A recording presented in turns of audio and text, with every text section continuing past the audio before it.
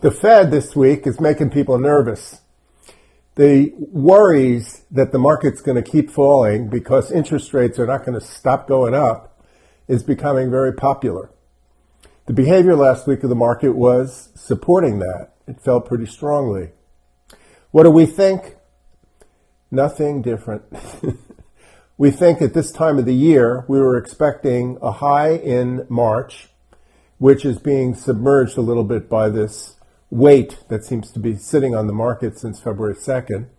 But we're still expecting a little bit of a bounce into the March 17th to 20 area, followed by further decline into May. Okay, so the market's likely to go lower, but the super bears we don't agree with. We think the market will go down as a correction of the wave that started from October and until February, that it still may have a little bit of a bounce that could ultimately keep the bulls on the right side of things until about April 11th. So after a high around March 17th and a low late March, somewhere between the 23rd and 27th, short term we're expecting another bounce to April 11th. After April 11th, continued downside into early May. We've been saying this the whole time.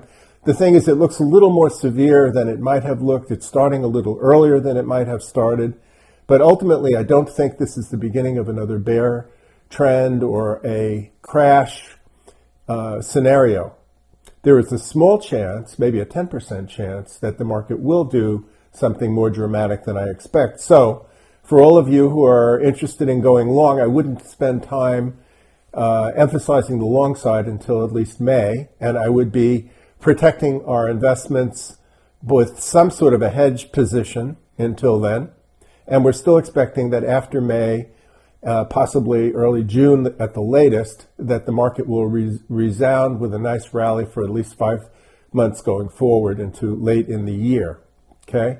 But at this point, I wanted to show a few charts. The first one, we see what happened in the last decline. This is a short-term chart. And it shows you that the decline that happened actually matches a decline that had happened a few weeks earlier, almost to the cent. And so there's a good chance, because that was followed by a little bounce, followed by further decline into the 23rd, we expect that to repeat. I'm also going to show you this other chart, which is a longer-term chart. It's a daily chart on the S&P cash. And you can see that a trend line was broken in January, and that it looks as if the market's falling, but all it did is it retested the downtrend line exactly. Also, we have our matrix channels projected onto this chart, and there's definitive support right at the low on Friday at about 38.50 for the S&P, and that's likely to be to hold at least for a few more weeks.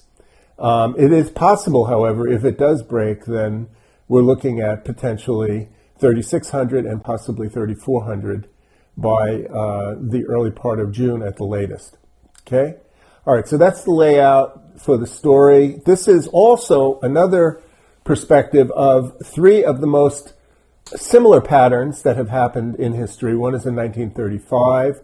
One of them is in 1968. And a third one is in 1984, where the market seems to be repeating cycles that are for real.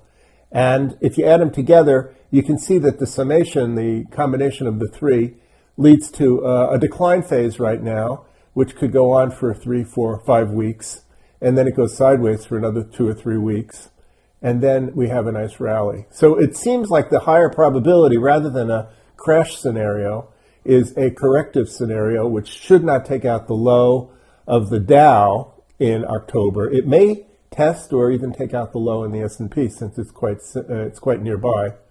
And I wanted to give that updated kind of warning. If you're thinking to buy, it isn't a good time to be buying until at least May. And if you want to go short, you have to do it carefully, because there are only certain points. The market still will have sharp rally days just to shake out the bears. And good luck. Oh, also, we have had requests for our market forecasting course.